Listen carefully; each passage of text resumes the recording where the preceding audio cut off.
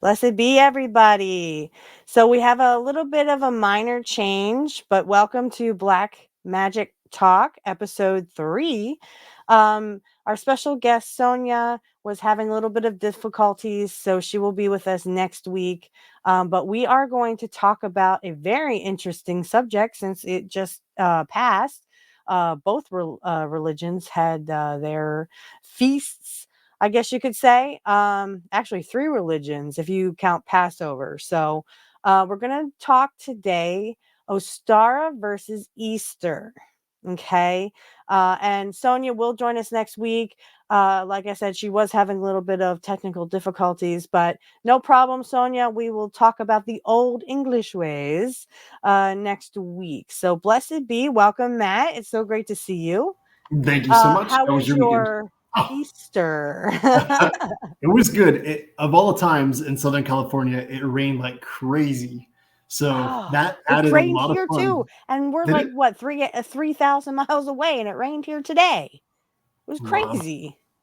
Yeah, it made the Easter egg hunt pretty fun. Well, my dad. See, the thing is, and I'm a big Yul Brynner fan. I love Yul Brynner. So I grew up with like The King and I. My mom would watch The King and I, and when I became an adult, I kind of found other movies that he was in. So in there is like between Easter and Good Friday is kind of like Passover. So my dad loves to watch the Ten Commandments, which he did watch yesterday with Yul Brynner and Charlton Heston. Now, I will give you some trivia there, or some a fact. That was not the only movie those two appeared in together. The other movie that they appeared in was The Buccaneer, where Yul Brynner plays Jean Lafitte, which was based on a real character. He helped the American side during the War of 1812, him and his pirates. So Yul Brynner plays Jean Lafitte, and Charlton Heston played Andrew Jackson. Oh, wow. So yeah, so if you ever do get to see The Buccaneer, it's called The Buccaneer. It has Yul Brynner in it, and then Charlton Heston. So the Ten Commandments was not the only movie that they played in together. Yeah, I love Yul Brynner. I also like his movie Anastasia, him and Ingrid Bergman. And then I love his he played King Solomon, which is so crazy. He actually played King Solomon before he was an Egyptian. So he was a Jewish guy, Jewish king before he was Egyptian. That's cool. Yeah, he played King Solomon in Solomon and Sheba. Such a great movie. So well done. The King and I, him and Deborah Carr, of course, was not the only movie those two played in together. There was also a movie called The Journey, where he plays a Russian soldier, where they had a war between them and Hungary. So, I watched The Serpent and the Rainbow this week, which is a voodoo movie from Haiti. So that was oh, different kind of interest. resurrection. It was a good one, though. Oh, so so Ostara versus Easter. When we think of Ostara versus Easter, now Matt, did you grow up Christian? I'm I pretty sure did. you said you did. Yeah, okay. Mhm. Um, when I was young, Easter was a time you painted eggs and you had chocolate bunnies and no one freaking knew why. They didn't ask questions. You also went to church and celebrated the resurrection of Christ. And you also, my mom, and I recently have done some shadow work. So I'm not going to talk about that, but I'm just going to say when my mother was nicer, she was, not as uptight as she was when my parents divorced. This is when my parents would be, still married and stuff. She would actually take like little baskets, put like eggs and chocolate and little prizes. Um, and she would hide the basket, and then we would play, oh, you're cold, you're freezing. Oh, you're hot, you're boiling hot. And then I would find the basket, which is one of my favorite things that I actually liked as a child. Um, Tell me, did you have any traditions like that, Matt? Well, we didn't really go to church that much after I got probably I don't even remember after like maybe 6 or 7 years old. So that was cool. Mhm. But we did the Easter Lucky. egg hunts. Lucky Yeah, person. Oh, yeah, the yeah, Easter egg hunts. Yeah, yeah. In fact, and my mom tells the story that when I was about 2 years old, I went out by myself. She wasn't with me, but apparently another parent pushed me down and she oh boy, she was fit to be tied. Go ahead, you were saying something. yeah, I can't imagine that. I'd be mad too. Yeah. Uh, but yeah, that's the weird thing when Abrahamic faiths take over other holidays and it doesn't quite fit, and you're like, why are we? What does the rabbit have to do with this? Right. But it makes a lot more sense when you start digging into it, and Mhm. most people just don't want to put in that much effort, which is unfortunate. But Right. And that's there's a quote from a famous British comedian called Eddie Izzard. And he says, where do the eggs and the bunnies come in? And were there bunnies at the resurrection going, are you going to put the cross in our barrows? We live here, you know? Um, as he would say, it's the spring festival. It's about eggs and fertility. It's for, it's springtime. It's about shagging, which is their word for, sex. yep, yeah, that's And the it's thing with true. Go ahead. our cultures is it's all about either like you were saying the moon or season changes. Very Hmm. important. It tells you when to either plant the crops or to cultivate the crops or whatever's Right. going on astrologically and all that. And it's going to be interesting. Are you ready for the eclipse coming up? What do you think of that? I think that would be a good time to do some magic. What do you think? Yeah, When is I'm that coming curious. up? The 8th. The So, and 8th it's of always, April. My dad's yeah. birthday. My Ooh, dad turned 69 on the 8th. sweet. Awesome. Happy early birthday, Dad. Yeah, everybody's birthday's in April. My dad's, my mom's, and mine. So here's the cool thing, right? So my dad's is April 8th, and he was born in 55. My mom's is April 23rd, and she was born in 55 as well. So my dad's like 2 weeks older than my mom, right? We're all like, he's an Aries, my mom's a Taurus. Okay. I was born April 20th.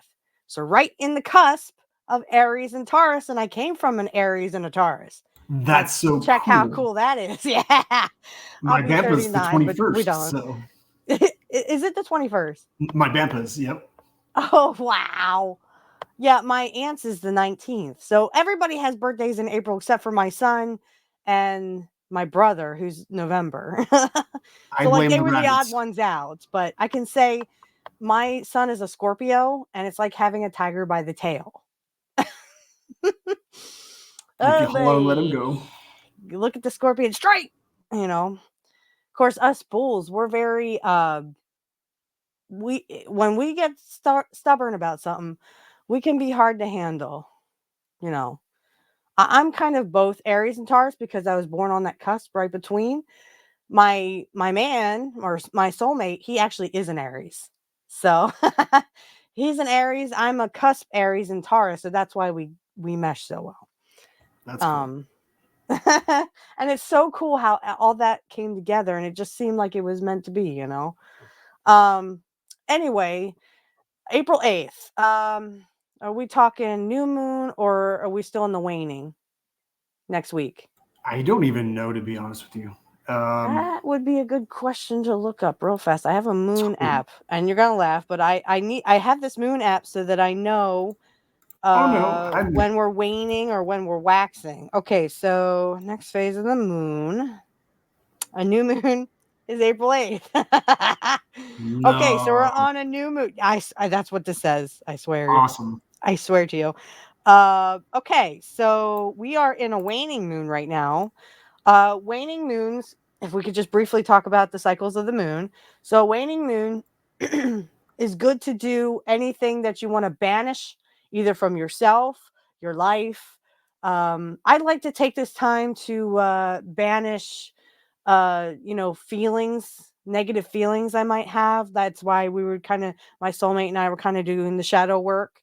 We're trying to get over the fact that my mother abused me, and I was still kind of asking the question, like, why did it happen? Because I was innocent, I didn't deserve it.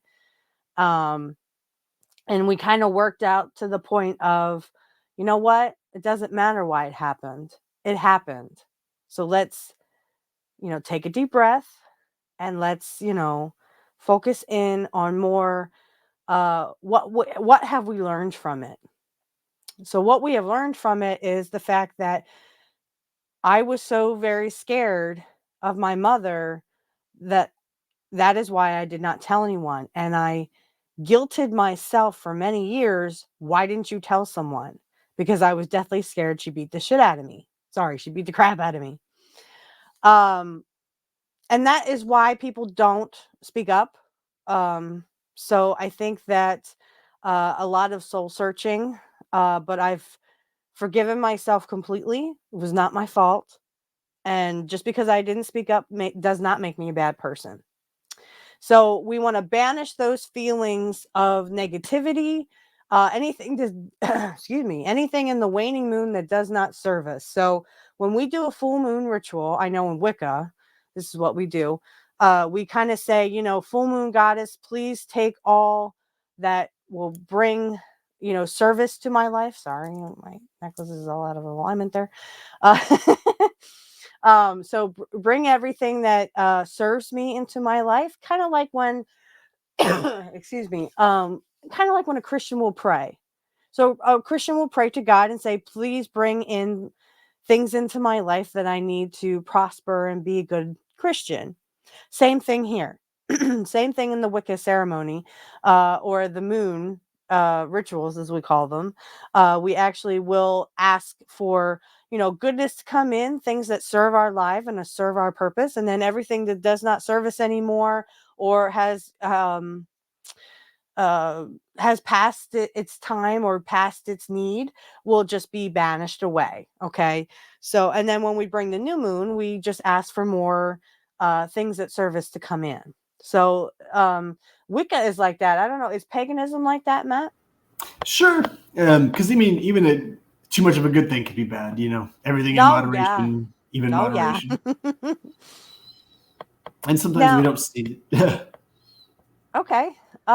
So the new moon, since it is April 8th and my dad's birthday, I got to take him out to dinner. He'll probably go, don't do it. Um, I know my dad. um, but actually, we will be doing a show on April 8th. So, I will be. I don't know when I'll be able to do that for him. I'll probably do this weekend. Okay, so so on April 8th, since it, ouch, that hurt. It is a new moon, and it also is an eclipse. Yes. Yeah, solar Okay. eclipse. Yeah. Okay. So, I would say this is a great time because this is a big power boost to your magic. For all the Wiccans and pagans out there who are thinking about doing magic on the new moon, do it because now you have a new moon plus an eclipse. You got perfect timing for your magic. And like I said, this will give you an extra power boost because of the eclipse. It's like, you have a full moon, same thing. Full moons are very powerful, especially for your magic. So when you're in the waxing moon, like I said, you bring things into you. So you do prosperity spells. You could do love spells at this point, protection. The banishing, you would wait till a waning moon to do any kind of banishing of negative energy or any banishing of someone who no longer serves in your life. Maybe that has run its course and you need it to, go that way. You could also banish a broken heart if you've been feeling, brokenhearted lately. A good time to do that would be a waning moon. But you can really do magic at any time. It doesn't have to be, it's more powerful, they say, uh, at certain times of the year, or the year. the certain times of the moon phases can really help you with your magic and your raising your energy and really feeling into that magic. And as my teacher will say, okay, now you've done your spell and now you can't think about it. And that's all you think about. Okay. They always say, she always says, you're going to think of the outcome, but when you think about the outcome, think of it already happening. So, for example, if I do a life of luxury spell on April 8th, my dad's birthday, I will also have a little bit of magic because of that, because, it's the day my father was born. Um, if I would do something like that, like a prosperity spell or something, what I'll do is I will definitely use that energy and have it come through me, through the earth. So, like, roots down through the earth. And I'll bring up that earth energy and definitely, concentrate. This is where the meditation will come in. I have some meditation music, and I'll tell you right now, I love shamanic beats. It puts me in the mood. As soon as it turns on, I'm just like, Well, your uh, teacher's got some wonderful meditation. I've been doing that yes. for the last week. It is so good. Awesome. Yeah, she Yeah, is thank you for that. very, very knowledgeable. And yeah, she has a lot of walkthrough meditations that are so awesome. I've actually done some of the moon ones on, the turning of the moon. Now, every 28 days, this seems to happen. So the moon goes through a 28-day cycle. Okay. We have waxing and waning.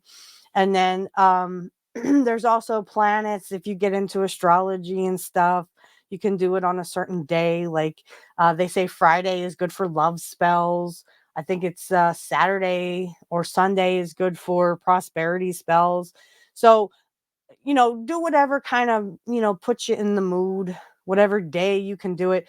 Unfortunately, in the world we live in, finding a day that, corresponds with it is kind of hard to link up, especially with me and doing 3 shows. Plus I have a full-time job. So, And a kid. um, but if we go back through the history, because they always talk about how Easter coincides with the moon. Okay, so the Christians have got our moon thing now. They've kind of taken that as well. But if we go back in history, um, Easter was known as a holiday called Ostara. What is Ostara? So Ostara is basically everything that Christianity is, except we just don't worship or we don't celebrate the resurrection of Christ. In our world, there is no Christ. Okay. There is just Easter bunnies, fertility. It's the coming of spring. In, excuse me, in Wicca, it is the coming.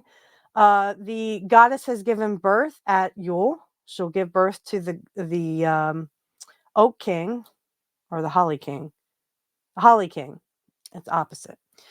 So she'll give birth to the Holly King, and then at Ostara, and what they call Maypole Day, or what they call Beltane.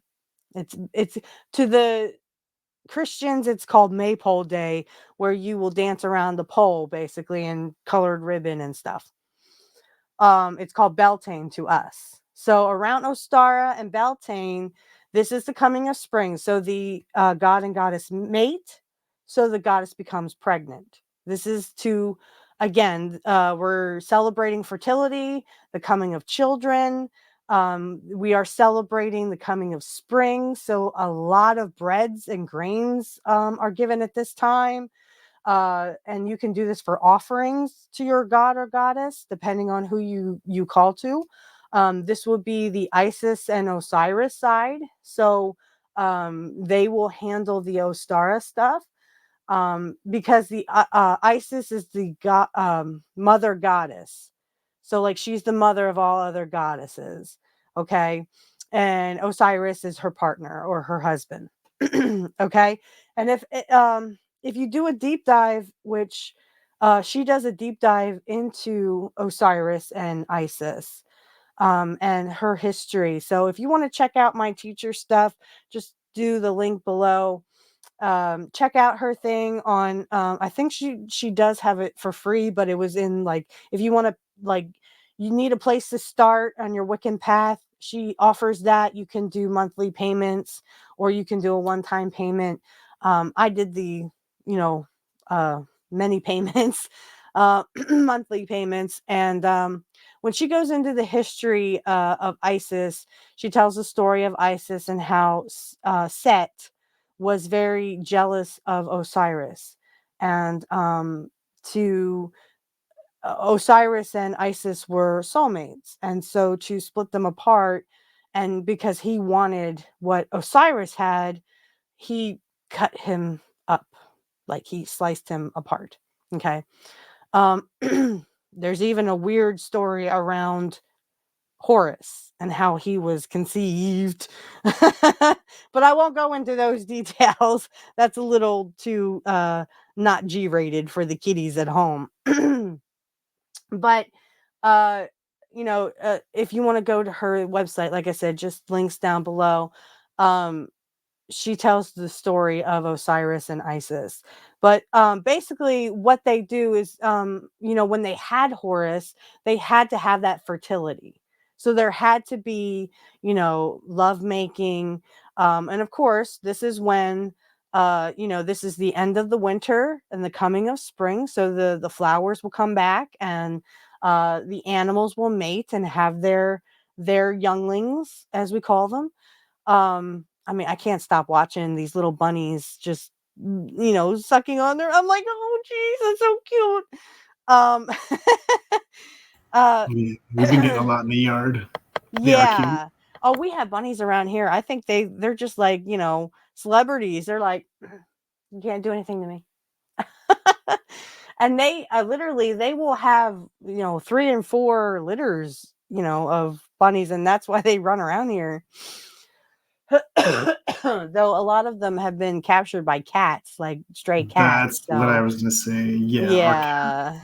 yeah. Um there are a couple of outdoor cats. I don't know. I don't think they're strays. There is one stray that's over by my neighbor over here, had a litter of cats under his house. So I've seen the mom and I've seen the kittens now run underneath there whenever they see me. I'm like, I'm not gonna hurt you. I got cats of my own. Trust me, and they're little hairballs. Um, but it's Ostara was always a celebration. We celebrate the coming of spring, and then, of course, when we get to Beltane, same thing. The god and goddess mate, and then, of course, the goddess becomes pregnant. It's the circle of life. It's what life is actually, where it should be and how it becomes. Because animals do the same thing. So nature will do the same thing. Flowers are starting to mate with other flowers and they're starting to bloom more flowers. Same thing. So it's not just the animal world that mates, okay? We all have that mating ritual that we all do, when we're in love, okay? Um, so that's where it's based off of. Now, Matt, if you want to explain a little bit, is paganism the same? Is there a little bit of difference? Yeah, I mean it's similar. Because I've got a tractor going by right now. I don't know if you can hear that. That's all right. Go ahead. Okay, but yeah, like Osiris comes back from the dead, Hmm. kind of like Jesus. So that's where we probably get the resurrection from. Yes, once she finds all the pieces of Osiris, and she has to kind of, fill in the pieces she couldn't find. Yeah, Isis will resurrect Osiris, and that's where the Christians got the idea for resurrection of Jesus. I'm sorry, go ahead. Oh no, not at all. Yeah, so I mean it's similar in Norse culture. There's a few stories that probably go around this time, like Adun and the Golden Apples, and always when mischief happens, Loki's involved. Oh, yes. Dear old Loki, or as Tom Holland plays him in the horror movies. He's always Uh, stealing something.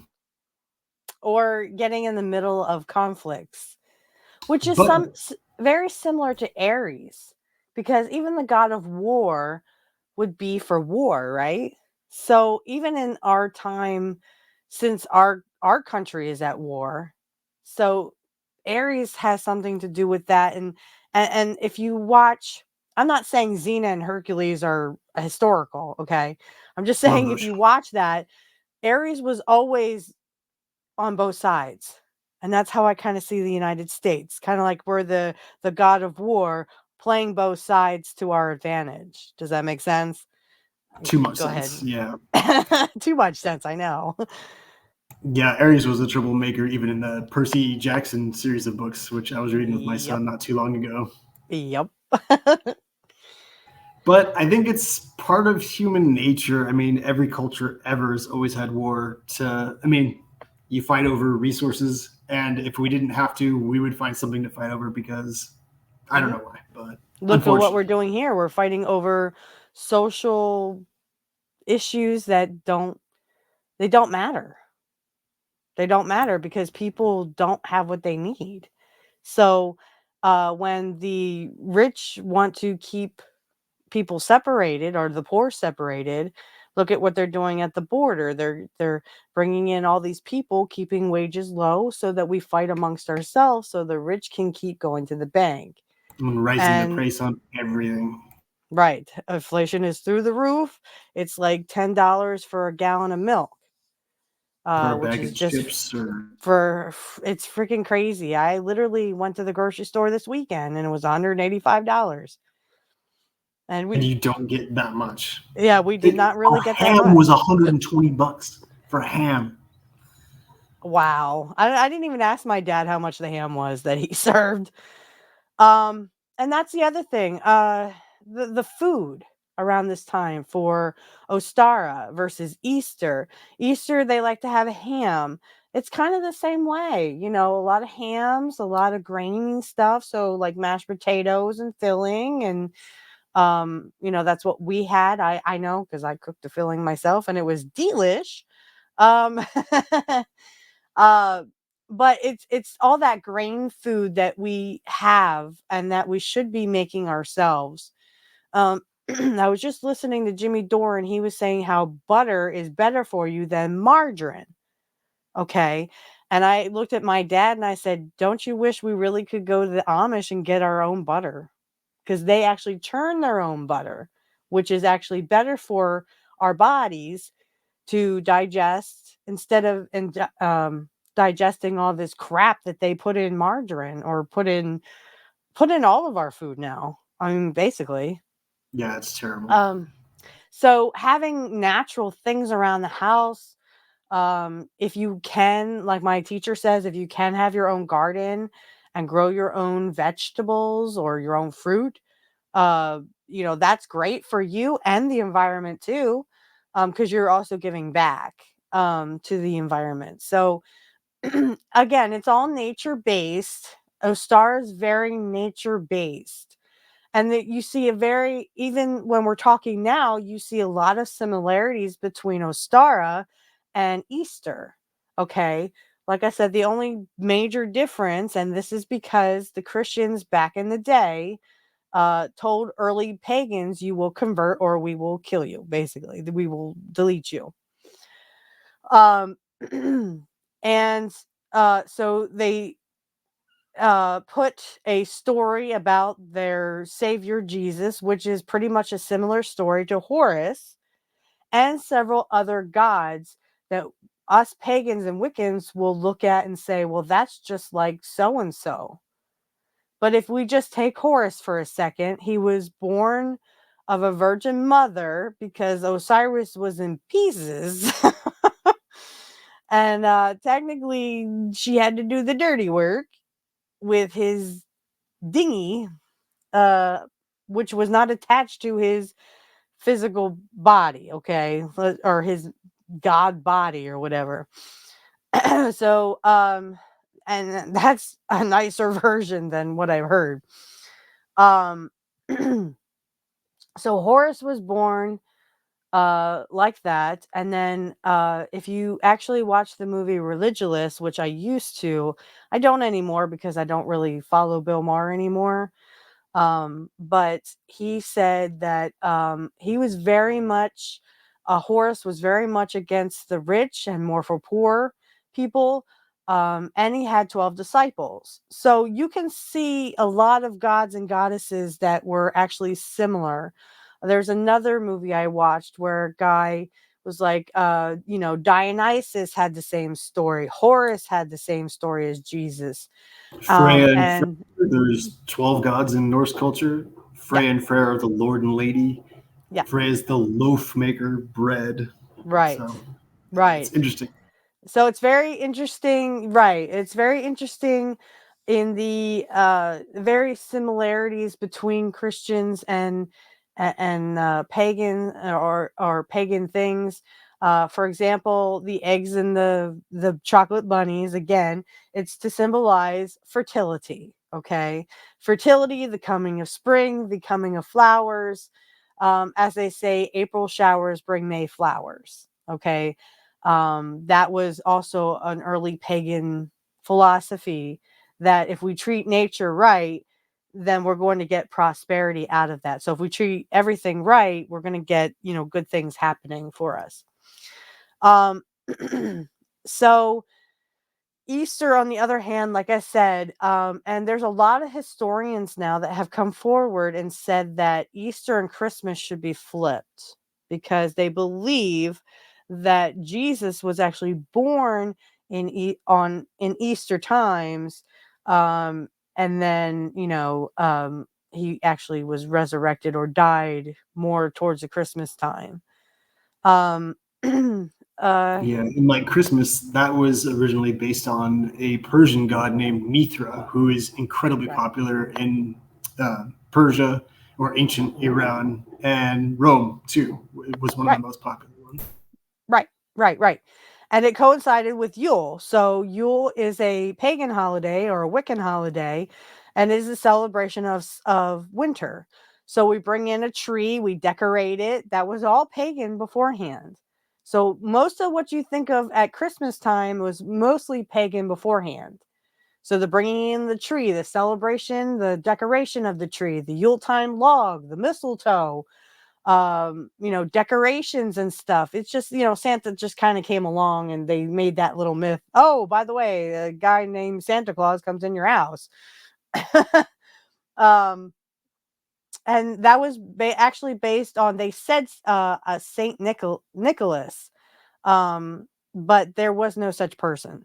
They actually found there was no such person. So it was based on a lie of a person who actually gave, but the giving and receiving. So, the exchanging of gifts or gift giving was also pagan and Wiccan. We would give each other gifts and exchange and give, um, goodwill and good cheer. Do That you was guys the make main thing. oaths? I'm sorry. Do you make oaths at that time? And that's a Uh, big for Germanic culture.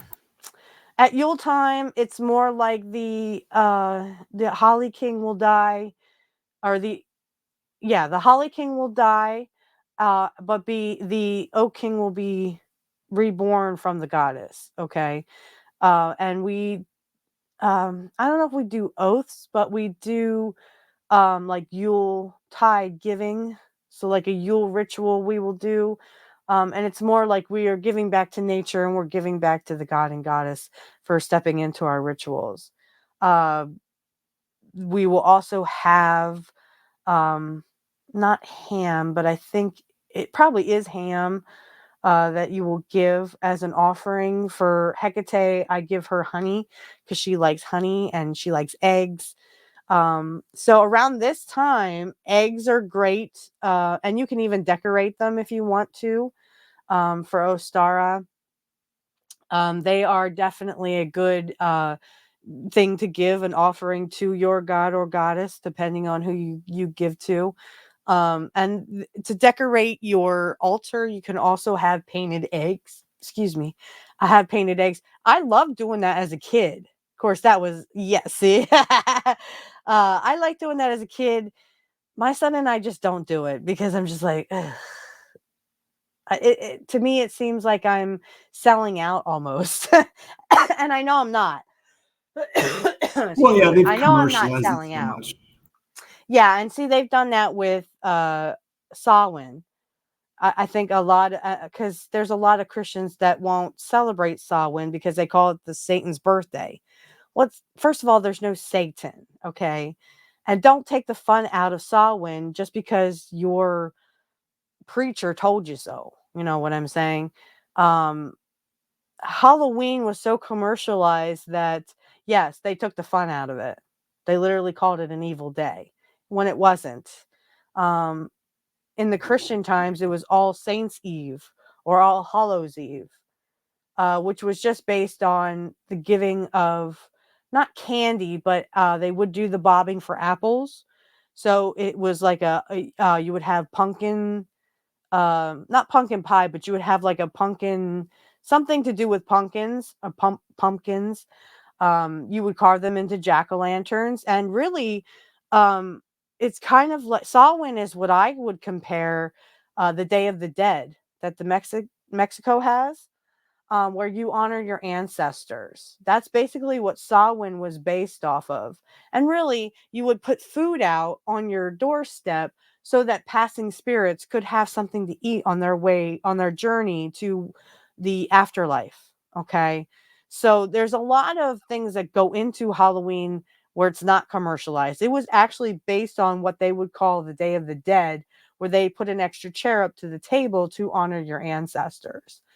It's where your ancestors, what they say is what they call the veil between the living and the dead is at its thinnest. So of course your ancestors and your loved ones, recently deceased, will come in, and you set a place at the table for them so they can eat with you and share in your good times, your good feasts. Same thing for Ostara, only this is not based on, fall. That's more of the coming of fall and the coming of winter.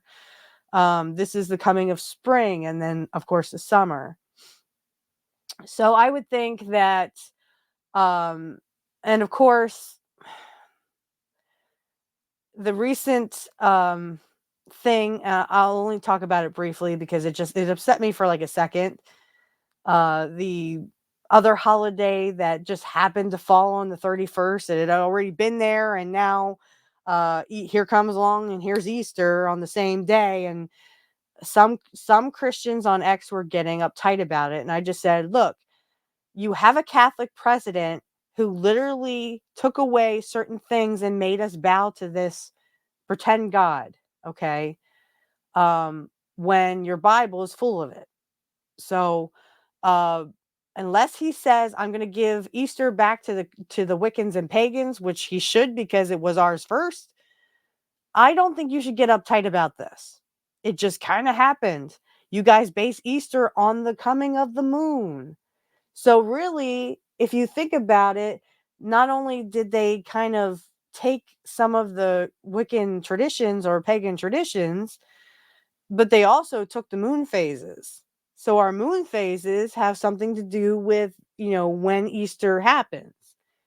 Whereas Ostara always happens on March 21st. That is Ostara. Whether the moon is in or out of phase or whatever phase it's in, it doesn't matter. We have a coming day and it doesn't rely on the moon. Um, so what I want everyone to get at is, um, not who's better, but remember that Easter is an extension of Wiccan and pagans and our holidays. And if you really look into the history of, you know, Easter, again, started with pagan traditions of the eggs and the fertility. Matt, tell me a little bit more about like what you like to do with your son around this time. Um, we had a Easter egg hunt with my family, Okay. which was fun in the rain because it poured. Yeah, you did say it was raining. Who won? Oh, my son and my cousin actually tied. They both got 12, so Oh, nice. that was cool. Now, do Um, you do that? The Does your family expect you to go to church? No, Or do they know you're pagan? they don't even go. Oh, they don't even go. Okay. But they listen to it on the phone. My brother went. I'll take that back. My brother went, Okay. but no, they don't expect me to go. Right. I haven't Okay. gone since I was 17, and I only went once because my girlfriend at the time, her mom made me go. So, and then before that, I hadn't gone since I was probably 5 or 6. I was, well, I did go to a church last year, but that was just because I needed to do some cleansing of the fact that I can also be very judgmental, especially when it comes to Christians who talk too much. You have a lot of Christians who think they're victimized, and they're actually victimizing everyone who is not them. And I get on a short leash about that because I mean I could talk for hours and hours about that. But the thing is, I sometimes will judge people who are not trying to convert me. They're just trying to, oh, and I kind of turn them off to Wiccan or Wicca and paganism. And I'm trying to be more lenient and say, not every Christian is out to get me. There are some, yes, that do want to see my demise and wish ill health on me, or say that they'll pray for my soul, and I'm like, well, I'll dance naked in the woods for you too. I got to get that bumper sticker, put it on my car. There is a bumper sticker that says, "Okay, you pray for me, and I'll dance naked in the woods for you." So, but I think that being judgmental is just you're playing into those people who are victims or playing victims. You're playing into their hands. And when I say Christians, I don't mean all Christians, of course. I just say, the Christians that are judgmental. So I actually did last year spend like a couple of seconds. I took a couple of deep breaths and walked right out. Because I was cleansing my soul of, I can't take it out on all Christians because not all Christians are like this. Okay. There was a couple of them on X that was complaining about this other day falling on their day. Okay, great. But you have Sunday and you have Monday. So there you took an extra day because we never had Easter Monday when I was young. Um, and we always went back to school right after Easter Sunday. So we never had that Easter Monday. Now my Yeah, our son, calendar said Easter Monday, and I'm like, wait a second, it's April Fool's Day. It's not yeah, Easter Monday. yeah, yeah. See, and that's the other thing. They kind of took the fun out of April Fool's Day, because everyone's got to stick up their butts who doesn't like it. It's a day of playing, practical jokes, but I mean, don't take it too far, obviously, but have fun with it. So I think that a lot of people were, not a lot of people, a few people on X were getting a little upset over nothing. They were making a mountain out of a molehill. So, I kind of got upset and put them in their place. And of course, people liked it, and some people, retweeted it. And, it's just, it's like everyone that I know of, or certain people I know of, will complain and say that they're being victimized when it's really you're victimizing other religions. So if I and I always make this example, I was telling my soulmate this. If I go out right now and start publicly celebrating as I do with my Wiccan ceremony, people would lose their minds. I'm not even kidding. um they would lose their freaking minds. But if a church session goes outside to publicly pray, or even the gospel songs, like when they have gospel concerts, technically they are publicly praising their God. But if we did that, everyone would poop themselves. And that goes Like back literally. to just Go talking about ahead. the shadow work and people not being Right. or being insecure about their beliefs. Right. Because how dare you try to publicly celebrate your religion when I can do that with no problems, but I've had people say, "Well, we're going to call the cops on you if you do that." Yeah. In fact, on YouTube, um they were doing a what were they doing? It was in California too. They were doing some kind of Wiccan ritual. I forget. Just they were dancing, having fun. They were, drinking mead and having a celebration and having a party basically. And a couple of Christians walked up and said, "Why don't you just go home? Why don't you just go home?" Because there's people like protesting their celebration, and it was mostly Christians. And they were like, "Well, why don't you just go home?" Because they called the Wiccans called the cops on these protesters because they were interrupting their celebration. And it would be like equivalent for me going to a church and just dancing and having fun and praising Hecate and blah blah blah. They would, how fast they would call the cops like that. They would call the Yeah, cops on me as soon as I walked in there. and America's Um, supposed to be freedom of Of belief. religion, right. And we're allowed, because our church is nature, technically we should be able allowed to worship anywhere. However, like I said, if I went out there right now, people would actually like call the cops on me and think I'm up to no good. Well, in California, they called the cops on these people because they were trying to stop them from having their celebration. And the one woman said, "Why are you calling the cops on them? Why don't you just go home? Why don't you just go home? Why do you care if we're having a celebration of our goddess? What concern? How does it affect your life at all? It doesn't.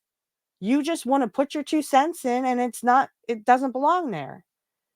And there's so many I festivals that are similar. If you just wouldn't say it, people would never even know what you're doing. You know. Right, right. I go back to a story I heard.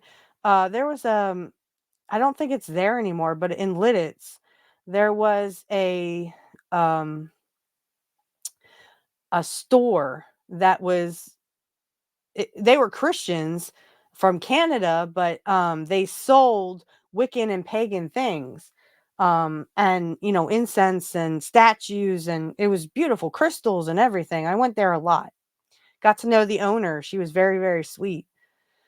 Um she told me we were doing a meditation there. She would bring in like, meditators, psychics, and even people for like, classes and stuff. And I went to one of the meditations, and I remember the horror story of there was a woman there that they had a gathering of Wiccans and pagans, and Christians showed up pretending to be Wiccans and pagans, and they said, they revealed that they were Christians, and they said, "Well, why are you here?" And they said, "We just wanted to make sure you guys weren't doing anything sinful." Excuse me? Do you see me going in your churches and seeing if you're being sinful? Now, she was really cool about it. She was like, "Well, what do you think of the celebration?" And they're like, we actually like want to join in." Now, that's how you gather up Christians and get them to your side. But I would have been mad. I would have been madder than mad. I would have been like, "Who are you to tell me that I'm being sinful because I don't worship your God? Who are you? You're nobody. So go away unless you want me to show up to your church and say, 'Well, I'm just here because I'm trying to make sure you're not being sinful.'" And they'll probably kick me out. Like those Wiccans should have kicked them out, but they didn't because they're not as they're not as Gung I don't ho. want to yeah, they're not as gun ho as I would have been. I would have been madder than mad, and they were so awesome. They're just like, "If you want to join in, go ahead." Um there's a lot of people that see the goodness in Wicca and in paganism. It's just those that are closed-minded and, very insecure with their own faith that Or actually have have no idea what it's about. right. And so they think we're being sinful. We are not being sinful. We are literally doing, and I would say, and I'm not trying to be cocky because the what I'm going to say, it may sound cocky to some, and it'll probably make some people turn off the episode. I'm not trying to be cocky, okay? But honestly, um, you know, now I forgot what I was gonna say. What were we talking about? I Well, just go off on these tangents. yeah, about them coming to our places and not understanding and thinking that we're being sinful and whatnot. Right, right, right. So, yes, now I remember. And again, I'm not going to be cocky about this, but I actually believe I have more morals than Christians, than Muslims, than Jews. And I'm not saying that, like, again, not going to be cocky. But if you actually break down Wiccan and paganism, actually, I would say Wiccans and pagans act more like Jesus Christ than Christians do. Because if you actually have read the Bible, which I have, and you know that Jesus told you to turn the other cheek, that means even in a fight, if someone is attacking you, you are supposed to turn the other cheek and walk away. How many Wiccans and pagans do you know are at war with other religions? I'll wait.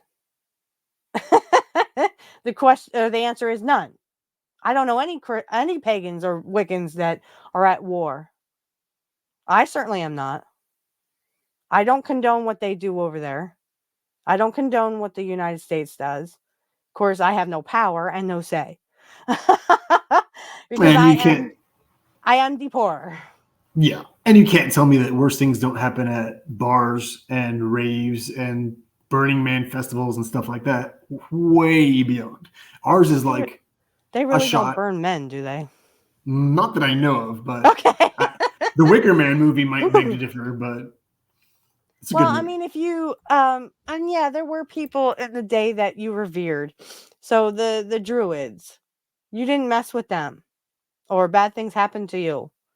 What they would say about over in Ireland, I would love to go to Ireland, especially because I would love to take some offerings to these. They're like little circled wooded areas of the Fae, and just give them gifts and offerings because I love the Fae. I would love to meet some of them. And I have in a dream. I actually dreamt about the Fae, and they were talking to me, and they were, skipping and jumping, and we were all having fun. And I asked them for a request, and it felt so warm and loving. So I've actually dreamt about the Fae. So if I ever get a chance and I go to Ireland, I'm going to take offerings to them. Excuse me, and oh man, sorry. And I'm definitely going to, give back to them because they've done so much for my life and for me. Um but uh and no one ever uh you know builds on that land or has cut down those trees because if you upset the Fae, it may be the last thing you ever do. So I think it's something to aspire to. We have so many beautiful things. If you just go out, and I saw this on X, guy built a contraption so that when he hugs the tree, it's almost like the tree is hugging him back. I was like, brilliant, brilliant. Is that guy pagan or Wiccan or what? um, I mean, go out and hug a tree if you can. If you live near some woods, go hug a tree. Tell a plant you love them. I don't know. Do something. Because we're screwing up the planet worse than we ever thought. And what may be here today may not be here tomorrow. But what would you say, Matt, about Easter? Like, how has Easter affected your pagan beliefs, or has it? Um, would you say, if has anyone come up to you and say, "Well, why don't you celebrate Easter?" Well, I can feel the change, even if I didn't know, if I didn't have a calendar and I was in jail or something, God forbid. I think I would be able to feel the change of the holy days. Hmm. Um, like May Day is my favorite. In Norse culture, it's Hmm. Walpurgisnacht or Witches' Night in and then May Day. It's kind of a double-headed, and in some cultures, I mean, some countries rather, they roll a fire wheel down, and I would love to participate in that. And speaking of Ireland, in Iceland, they build around the Fey mounds and stuff too. They call them Heidevolk, the hidden folk, but it's the same general idea, big time. And yeah, I don't see how people couldn't recognize the obvious change in energy. Regardless of how you celebrate, I just think that it's obvious why so many cultures would time things how they do, because you can just feel it and look around you in nature. Like you said, everything's growing, whether it's fungus which communicate with each other, or Mhm. trees, or birds, or rabbits, and humans. It's just It's like we all have that time clock. Even animals will have mhm. that time clock, and when the change comes, we all feel that yearning to be a part of nature. And not that I think that I think some religions have kind of closed themselves off from nature. I mean, if they wanted to have church in nature, by all means, please do. I mean, you would at least get to sit in the grass, feel that earth energy, feel it around you, bring it within you. You know how people take up blades of grass, they pick the grass. Well, that's technically you're picking up that energy regardless of, if you're touching the dirt or the soil. You're still picking up that energy from that blade of grass that you just picked off. So you are feeling. Sorry. I accidentally hit my mouse. You go over there, mouse. So you will feel that earth energy, and all you'd have to do is stick your hands on the grass, and you will feel the energy coming up from the earth. Every human being, excuse me, every human being, plus animals, plus plants. Again, a tree has its roots into the earth. That's how they grow. That's how they maintain their life. And become old trees. Same thing. We all need the earth and the earth's energy, and that's what Wicca is and paganism is based on. It just so happens that our church is nature. And I honestly, I got to go out there sometime and just take my bare feet into the grass. I sometimes forget that, and then I'm just such low energy. But and if you want to do this, by all means, please do this. Go out into nature and just stand there very quietly if you can. If you can get into nature. I know some of us live in cities, that's fine. But go to like a park or something, and if you can, take your shoes off, take your socks off, and just sit or stand in the grass and just feel that earth energy that you need, that humans need to feel. I think some things like, COVID and stuff that kind of cut us off from the earth and the nature part of everything. Now we need to step out as humans and say, I need that earth energy again, and just feel the grass beneath your bare feet. It feels so good. Just, run your toes around in the grass, and if you're sitting, just take your hands and rub the top of the grass. Feel what it feels like, and you will feel like electrical or like tingling pulses going through your hands and your feet. And that's what we Wiccans, that's what we base our whole nature-based stuff on. We are the earth. We are the bearers of fruit. We can bear fruit. And to give back to Mother Earth, that's what we do the best. And I think some people miss that because, we are busier. We're working all the time. We have 4 jobs. Um, and we still, have to have time to come back to ourselves. I know in this high society, it's very hard to do that. And especially when you live in a city and there isn't a lot of, trees around you, I can understand that perfectly. But if you can get to some kind of park where you can just sit or stand in the grass for just a few seconds if you want, and just feel, even listen to the sounds around you, the cars bustling by. Maybe you're out in a park or a woods. Maybe you hear animals scampering by. Just feel what it feels like to be in nature just for a couple seconds, and then take a deep breath, open your eyes, and here you are. You're back in life. You've drawn energy from the earth that we all need. And this is scientifically proven that there is a magnetic field within the earth. Okay, there's a magnet within the earth, and it has a magnetic field that spirals around the earth many, many, many times. And that's why we have compasses, and we can find our way because we have compasses. And compasses, they directly, draw energy from that magnetic field.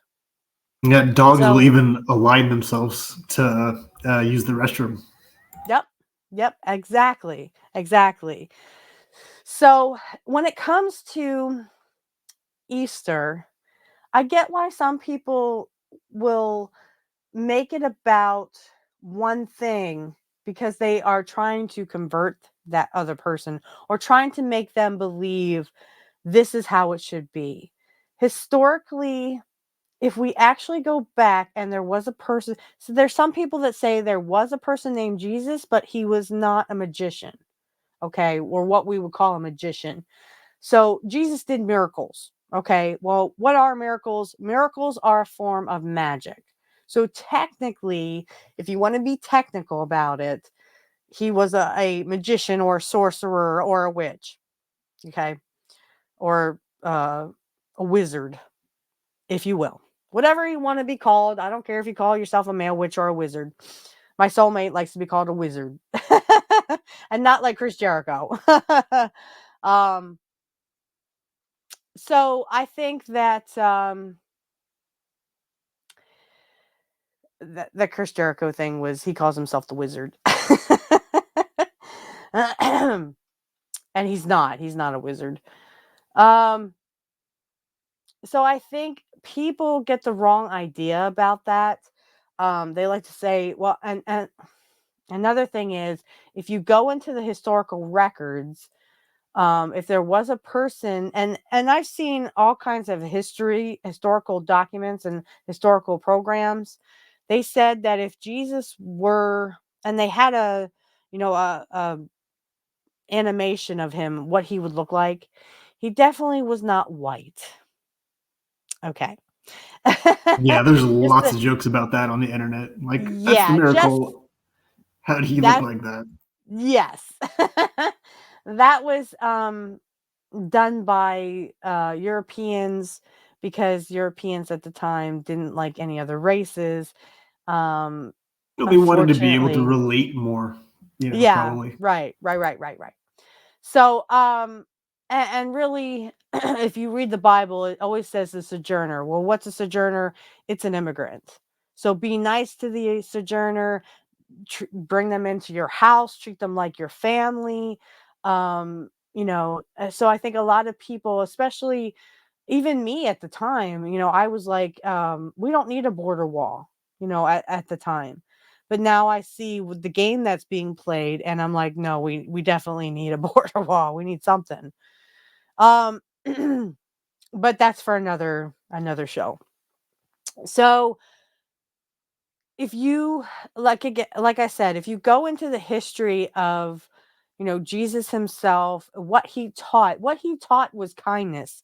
Give all your worldly possessions to the poor. Okay, be a poor person, because being poor means that you at least are rich in love, in kindness, in family. I would say I'm Humility. very rich in family. Yes, I'm very rich of heart. I'm very rich of kindness because I like kindness. I like to give as well as receive. More give than receive. I'm very shocked when I receive. I was just like, wait, what? Are you talking to me? But it's better to give than receive. Like I said, Jesus talked very highly of poor people. He said it's easier for a camel to go through the eye of a needle than it is a rich person to get into heaven. So Jesus didn't really like rich people. Okay. And I actually had someone vehemently disagree with me. I was like, you do know you are literally defending rich people.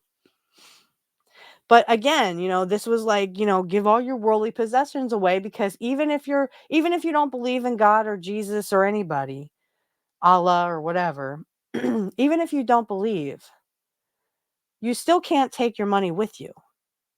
This is what every rich person fails to realize. You will die someday.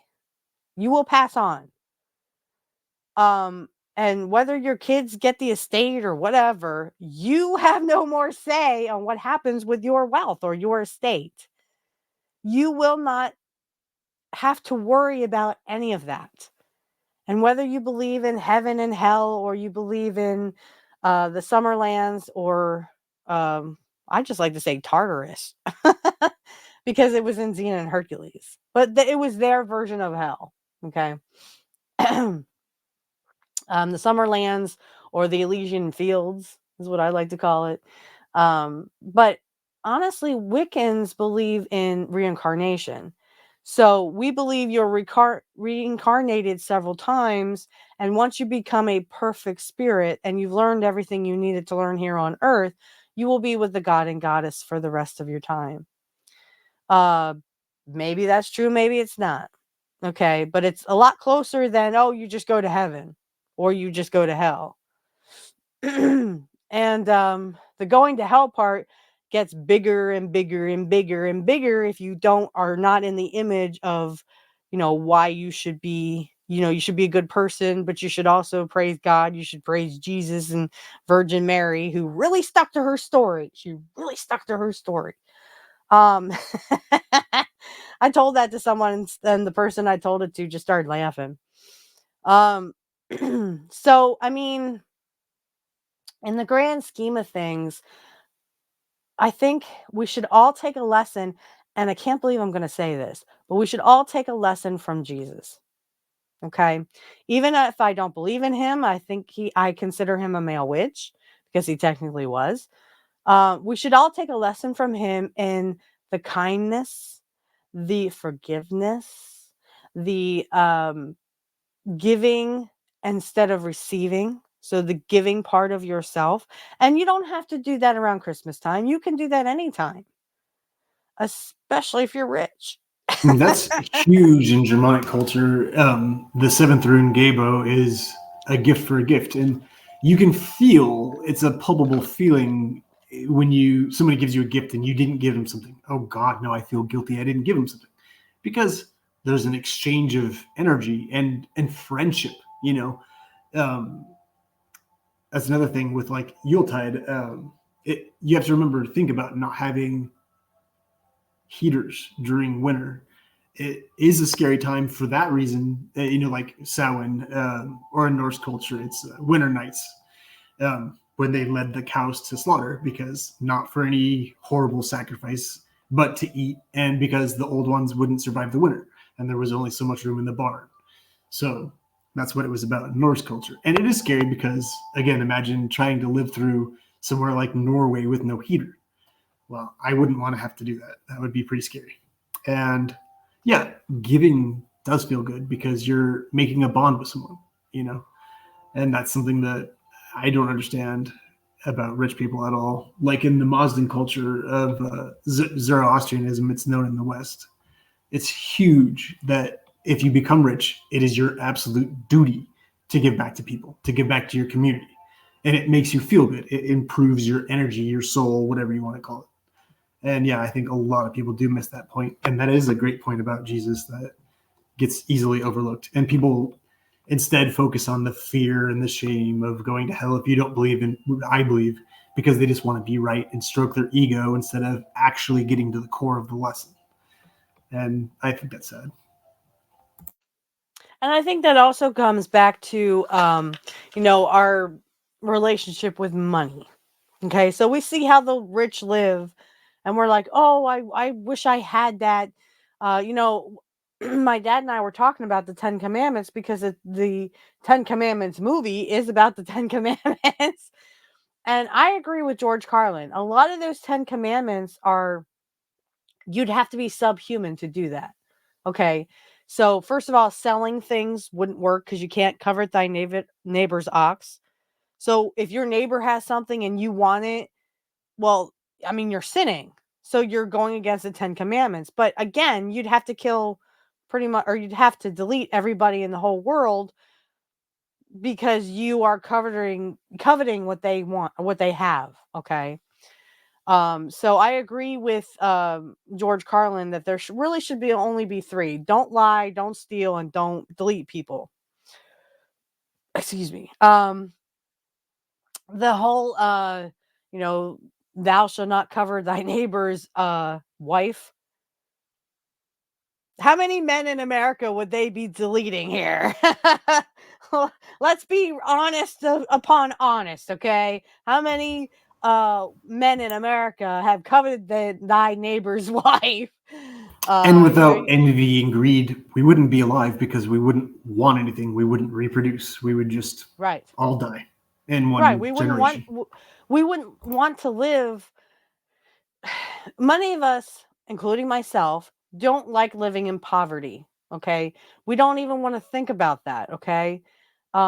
So we try to do these things, get these jobs, we try to work hard so that we can have a life of luxury. So we can sit around all day, and even if I mean, I told my dad, even if my podcast becomes, any of my podcasts, if they become very lucrative, I still would really love to tear computers apart for a living. So even if I was rich, even if I had millions of dollars or whatever, I would still need to do something. And That's how just good would how. it feel to be able Right. to give back to people that needed it and know that Right. you just saved someone's life Mm, or made right. the biggest difference in someone's life? How And could I you always say be? this, if I had millions of dollars, I would have I would give to the homeless. I would actually try to clean up the streets around here, around Pennsylvania, and pretty much, just all they need is housing. Even if you gave them basic housing, who is that hurting? But there's no money in it. So that's why they don't clean up the homeless population. But if you give them like those, did you ever see those small houses? Oh, they're so awesome. I'm like, how do you do that? That's so cool. But these, even if you give them small houses, you don't have to give them a big giant mansion for heaven's sake. Though I think we should do that with some of these squatters. I think we should take a, hey, you want a mansion? Go live in a mansion. Go squat in a mansion and inconvenience a rich person and see how that works. I bet these squatter laws would go away like that. Um, but anyway, um, yeah, give to the homeless.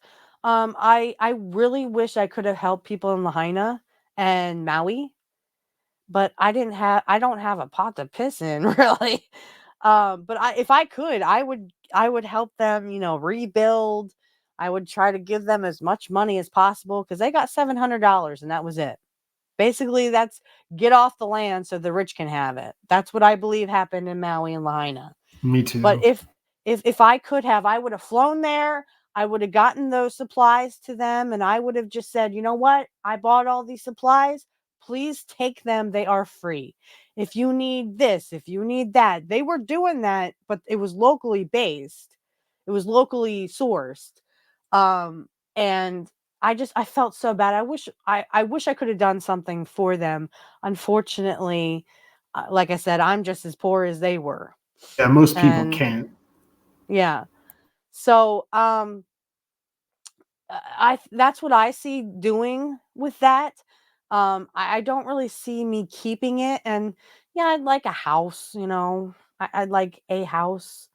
Um, but I don't think that should define me. I think that everybody wants a house. Actually, I would like to build my own house. So I'd like to pull up the blueprint. Try saying that 5 times fast. The blueprint I would like to draw up kind of myself, and then hire workers, and then because I know nothing about carpentry. I know nothing, That's absolutely what we need nothing. Jesus for. Exactly, exactly. Um, my soulmate knows a little bit about carpentry and welding. So, well, carpentry really. Uh, so it would be a good thing to ask him, right? But he would have delegates, he would delegate out all that stuff. As Um, wise leaders do. as yeah. um, but and I would just ask for some land, I always like to live near woods. I don't know why. I would build a house near woods probably because I want nature in my life. Um so I would just have one little house, and then the rest of it I would just give to homeless and poor people, and I would try to make their lives better because my life is now better. It's better to give than to receive, yes. So, and that's many things that I think people, not just rich people, but also maybe some of the well off, like they're not exactly poor, but they're not exactly rich. I wouldn't call them middle class because there really is no middle class. It's more like poor or rich at this point. But there are some people that are comfortable. Okay, so they're comfortable. Um, I would tell those people, because some of them kind of act like, why should we help the homeless? Because we should want everybody pulled out of poverty, no matter who they are. Yeah, Okay. just put yourself in someone else's shoes and Yeah, imagine walk a how it mile would in my be shoes. not to be able to give your kids a present or not to be able to feed Right. your kids or anything like that. And Right. you don't have heart if you can't imagine wanting to do that. And what's the old saying? Walk a mile in my shoes and you will get a glimpse at my life, which is not always good for everybody. Our lives, like I said, are very busy-ish nowadays, and very rarely do we get to sit around and smell the roses, so to speak. A lot of innuendos here. So, but it is true that we do live a life of fast lane, get things done quick, quick, quick, quick, quick, quick, quick. Technology is quick. Brings you. Sorry, my nose is itchy. Someone talking about me. It brings us to the technology, which has made us impatient. A lot of us are impatient because we're very used to having things now. Um, and I make this analogy of back in the 90s. Do you remember dial up, Matt? I know you do. Oh gosh, unfortunately. Okay. So dial up, for those who don't know what dial up is, you actually had to dial into a number and actually get on the internet. Okay, and it was slow as everything. Yeah, good luck I was playing games. yeah, gaming at that point, you were lucky if you had a gigabyte or 2 gigabytes was like a gaming laptop, or not even a laptop, a gaming computer. I have seen customers come in with, I think the oldest thing I saw was Windows ME. Guy came in with Windows ME. I'm like, you how do you even get this thing on the internet? He goes, I don't. I just use it as a standalone. I had a guy, he had I think it was a couple of it was like 900 megabytes a hard drive. It was 900 megabytes. Now we're into terabytes. You see where you know, and everything, like I said, from the 90s up, even the 80s up. Computers used to be as big as a room, and now computers are this small. Okay. Yeah, it's actually Um, unbelievable. it's actually, yeah, and it's good that there is some good in the technology we all have. We can all now dial numbers from across the world to talk to our loved ones who are in another country, and we don't have to, you and you're in California and I'm in Pennsylvania. We don't have to fly to each other to have this communication that we have. We can actually just talk through, what it's not Zoom, but it's, it is kind of like Zoom. So it's like internet communication, but it's still communication. We're still commuting with each other. Um, we're just not getting on planes and flying to California or flying to Pennsylvania, and everything that would go along with that. I remember we had dial up and then we had DSL, which is even worse sometimes. um, but when I went to school for computers, and I always tell all my computer guys this, all my customers, when I went to school for computers, XP was prominent. Now you're like, oh my gosh, you have XP?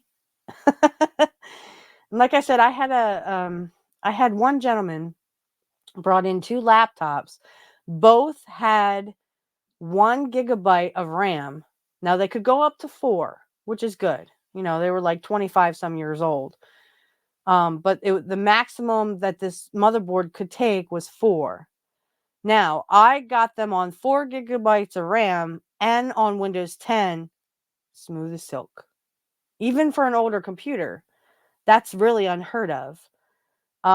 But with some older computers, you can get away with that. Now, 98, I don't think I could get 98 on Windows 10. And really, that's a really big jump, especially from, they always say in computer school, they would always say you should only go up 2.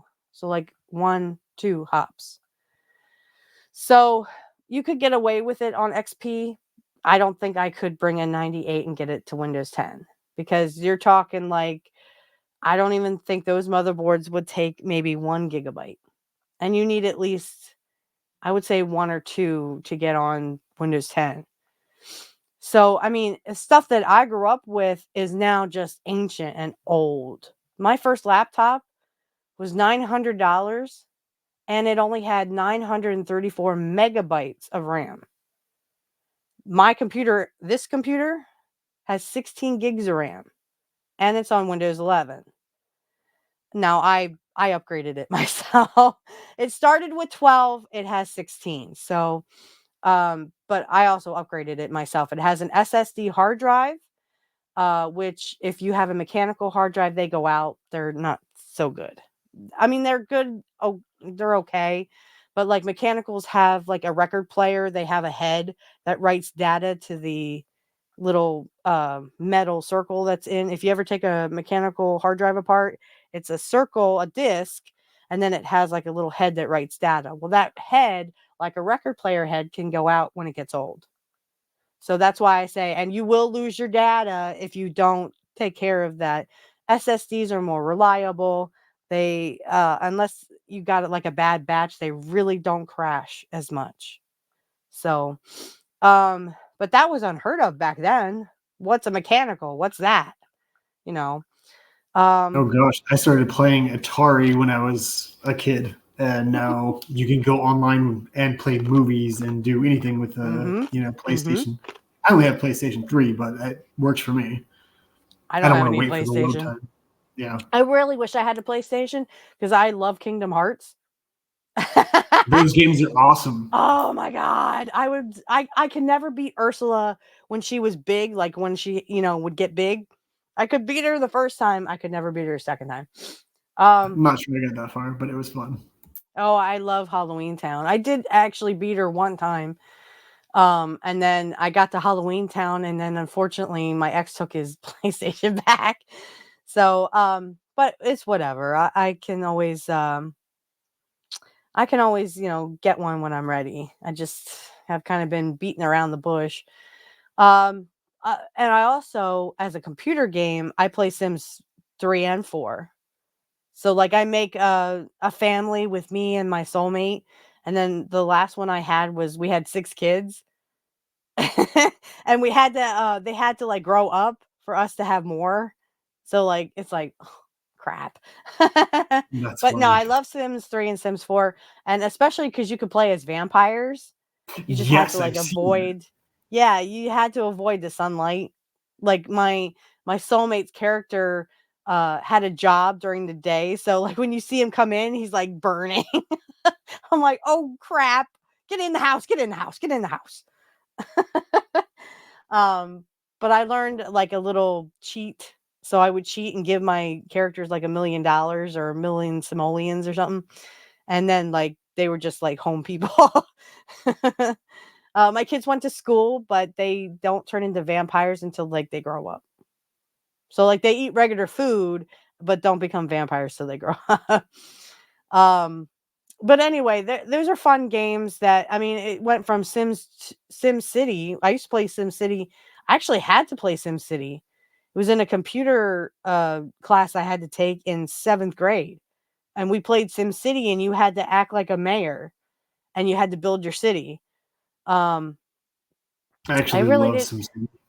I love SimCity now, but I hated it back then because I didn't know how to play. Like no one just sat me down and said, "Okay, this is how you do it." They just said, "Here's this, just build a city." I was like, "How?" I don't know. I'm not That a was mayor. Nobody, no yeah. one would elect me. Um, so, That was like Oregon Trail for me. I always died. Like oh, oh really old no. game, but Yeah, yeah. So, I mean, if you look at it, the old things have turned into new. And I think a lot of us forget the old ways of doing things because we're so used to the technology.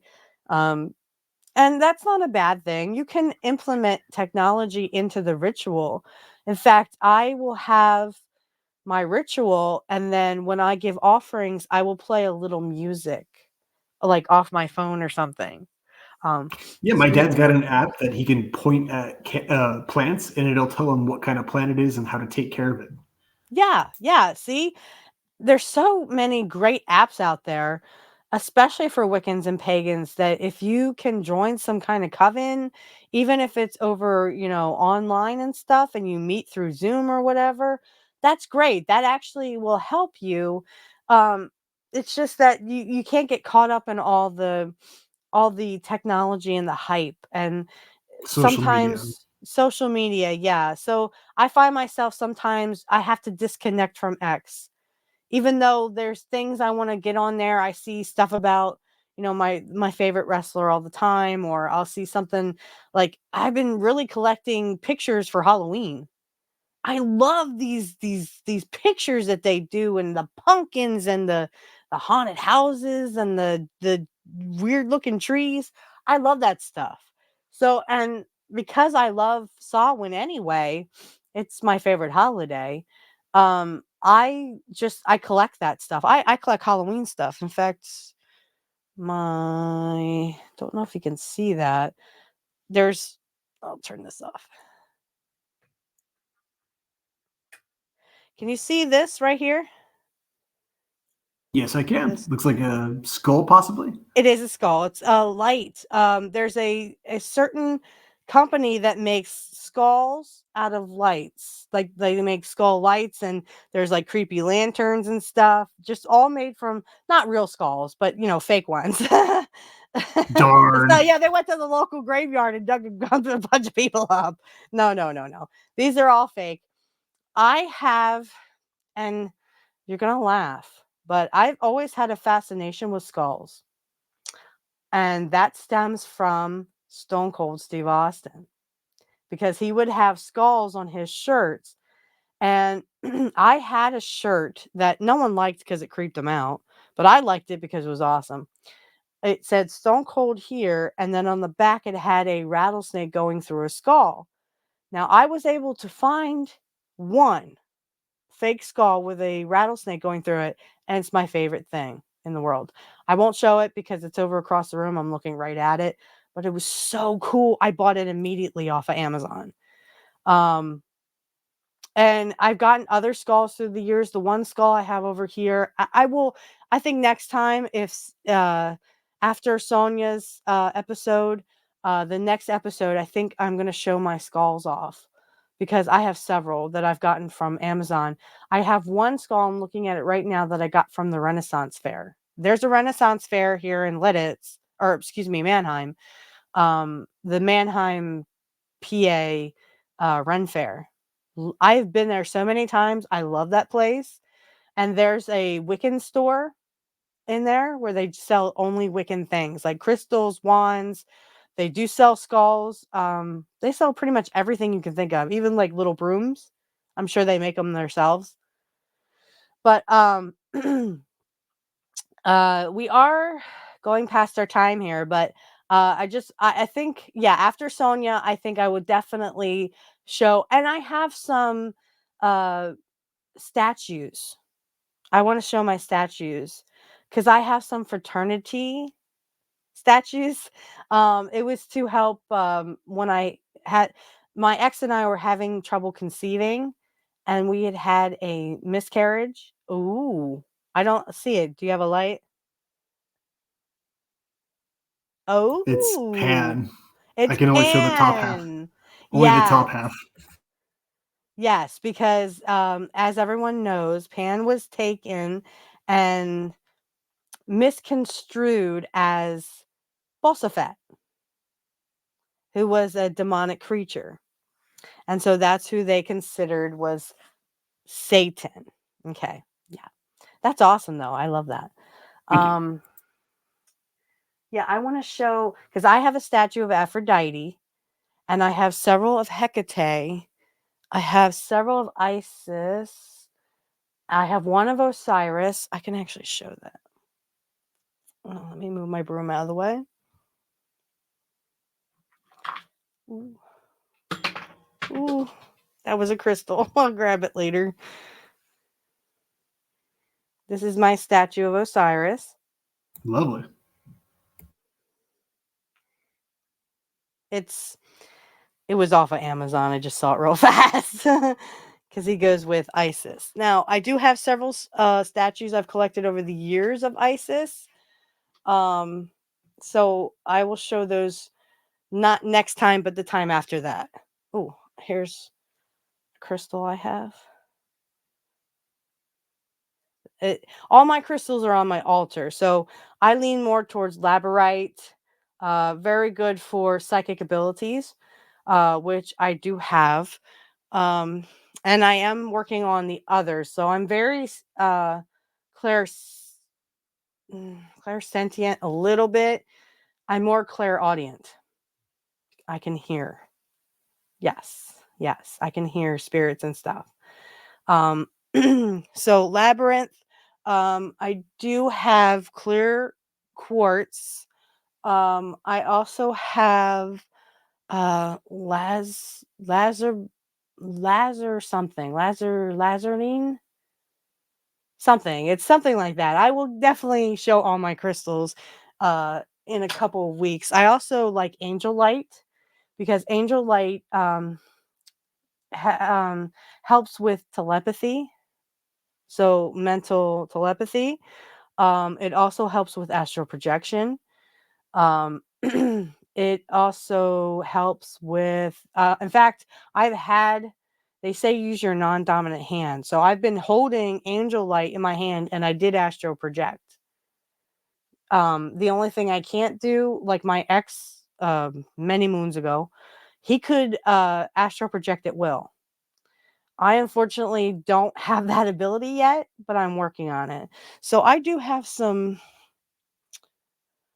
I have some it's I tried to make my own, and then I also bought some off of Amazon. It's to help me astral project. So what you do, it's like oil. So you dab it, the oil on your forehead and on your temples, and it's supposed to help you with astral projection. The scent is awesome.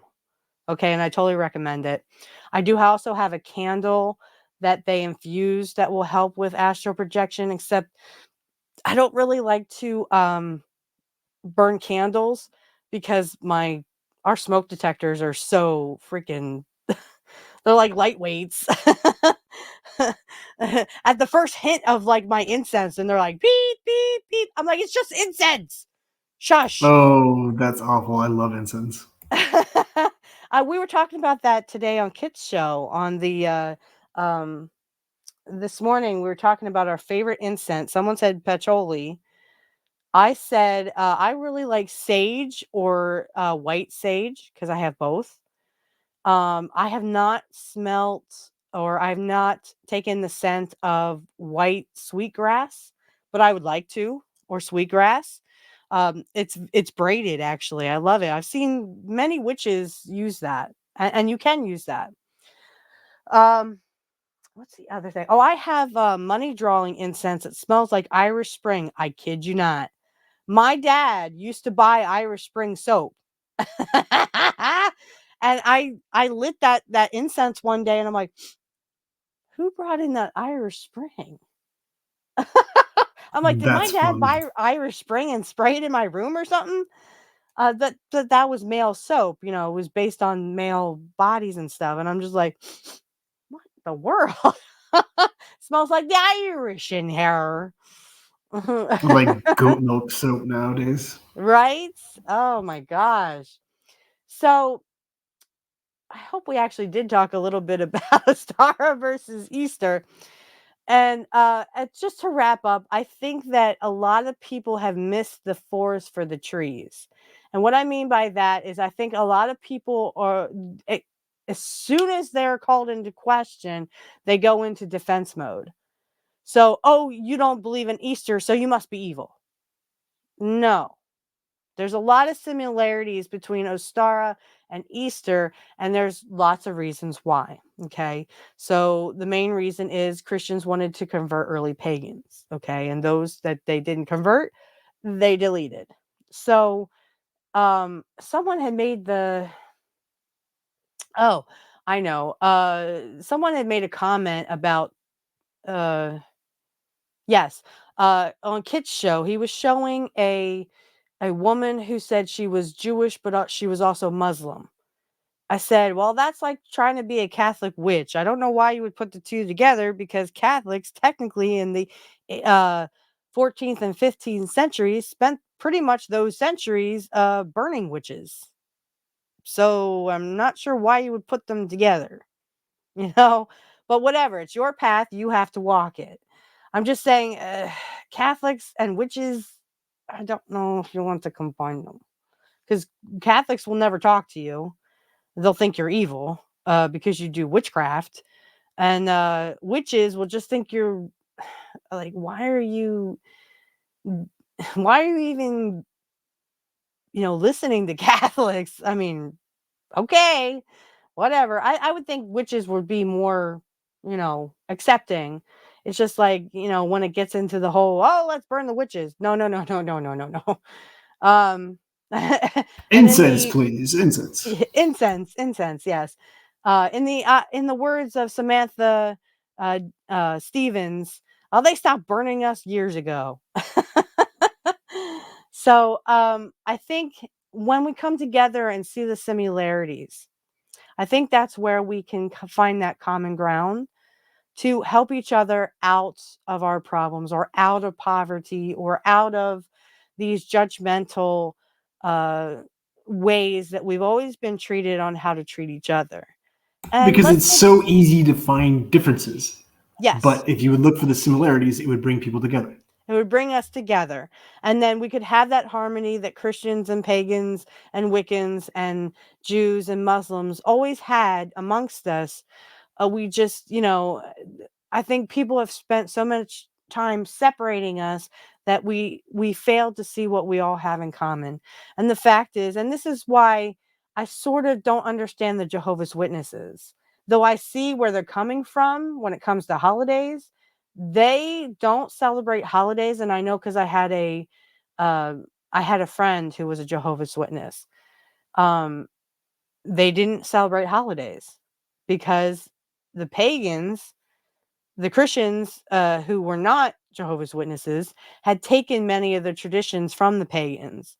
So they didn't want to be aligned with them, so they just don't celebrate any holidays.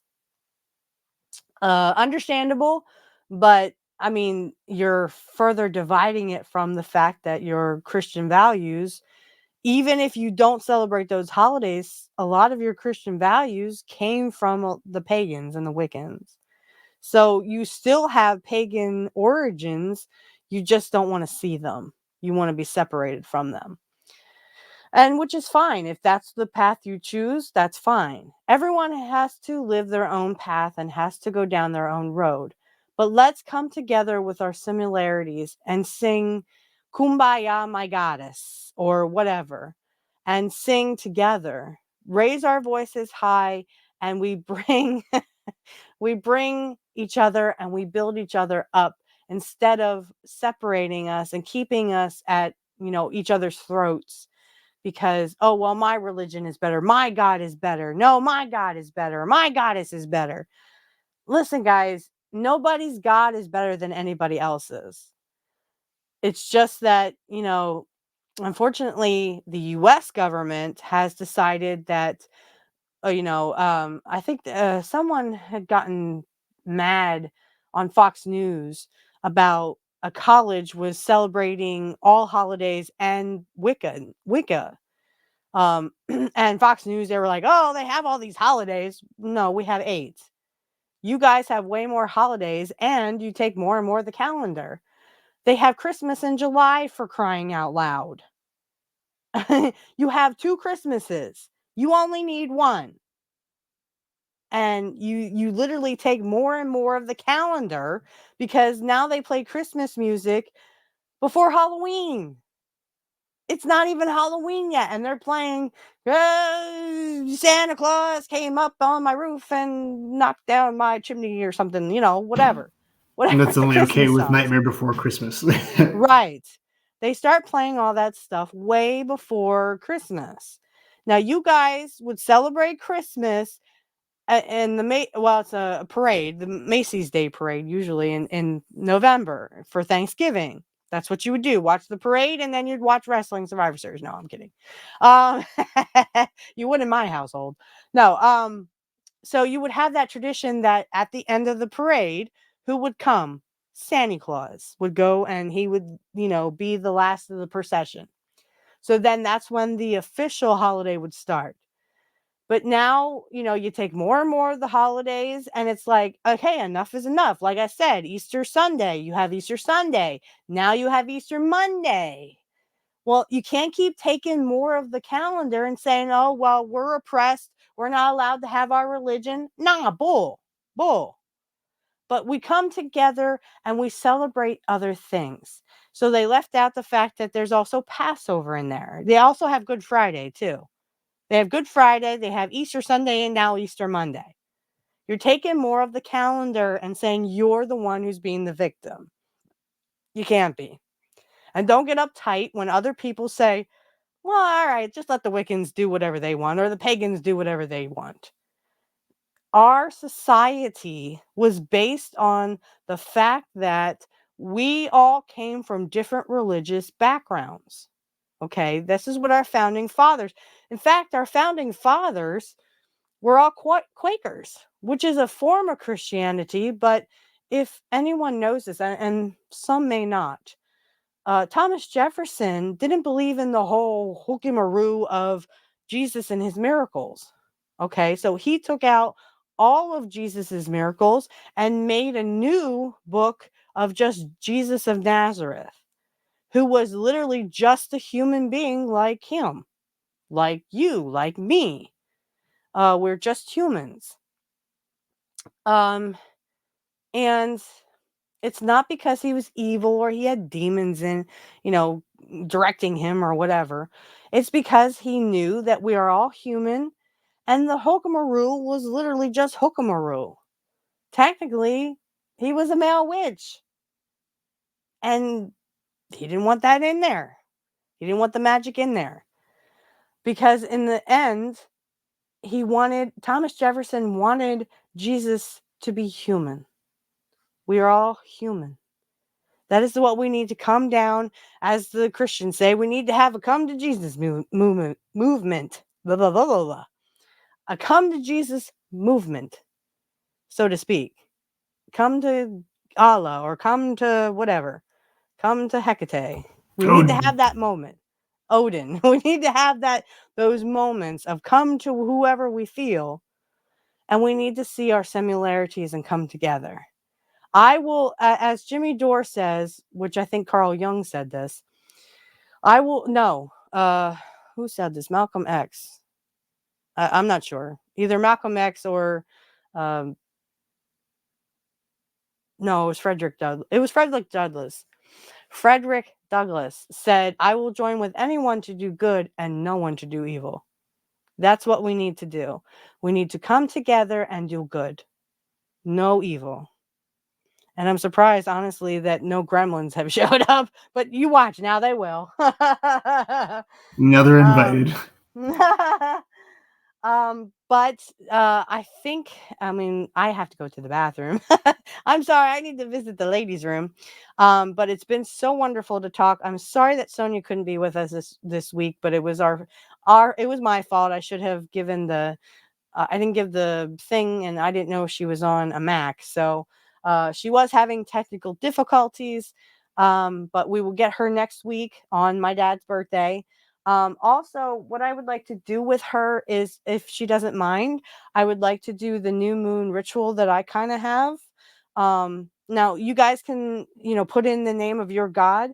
I'll just, read out what I usually do, because I have the new moon. Well, is it the dark moon or the new moon? I think the dark moon is, there's like a little bit of waning, and then the new moon is nothing at all. Okay. So, if it's truly a new moon, we will do the new moon ritual. If it's just a dark moon, we'll do the dark moon to Hecate, but you guys can put in, Odin Oh, or you won't whoever. offend us. That would be perfect. I love Hecate. Okay. Yeah. I mean, Hecate is so awesome. Um, I mean, she has been in my life, Hecate. Thank you. Blessed be. Um, so what, yeah, we usually do the dark moon to Hecate, and then the new moon is just a new moon goddess. It's just a generalization. But the dark moon was always associated with Hecate. Some saw her as evil because it was dark, but she's never been evil. Um, a little intense, but never evil. And if anybody wants to see the history on Hecate, I know my teacher does some history on Hecate. You are more than welcome to look up Hecate. I did, and she just kind of, aligned with me at the time, and she still is aligned with me. She's exactly what I needed at the time. So, if you want to look up any history, like I said, my teacher's things will be in the description below. If you want to check out anything, history of any god or goddess, you can even DM her, I'm sure, get to her on her website, and she will direct you on how to do. You can leave a comment. Hey, I wanted to ask you this question. She's more than welcome. She will answer any questions you have. She's really, really informative, and I really want everyone who does want to walk the path.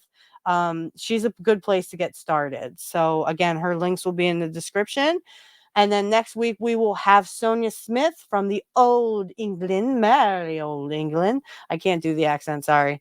I tried. Well, we will learn the old ways of jolly old England. Jolly old England. In fact, I would love to go to England, and I would she wants to talk about the paranormal. I would love to ghost hunt in jolly old England.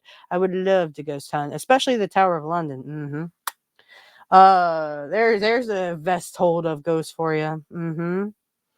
Also, the one, if you go over to Edinburgh, Scotland, I would love to see that. It's a very, very haunted, supposedly evil graveyard. And then there's all kinds of stories. I would love to go to a lot of these castles in England, these old castles that I've heard are very, very haunted. Sudeley Castle, which is where Catherine, the last wife of Henry the Eighth, where she perished because after giving birth, she was not well. The child was not sold off, but given to foster parents because the father kind of abandoned her. And he was a jack off anyway. But I would love to, some of these castles, especially the Tower of London. I would love to ghost hunt there. I think you would get a lot of ghostly tales of the jolly old England from the spirits themselves. Sounds good to me. All right, everyone. So we will be back next Monday on the 8th of April with Sonia Smith, and we will talk about jolly old England and get her thoughts on her path and anything paranormal she would like to speak of. And until then, like I said, blessed be, and hopefully you had a great Ostara. Some of you had a good Easter, I'm sure. Whatever you celebrate, I hope you had a good one, and I hope you have a great week. And we will see you back here, same bat channel, same bat everything. All right, blessed be all.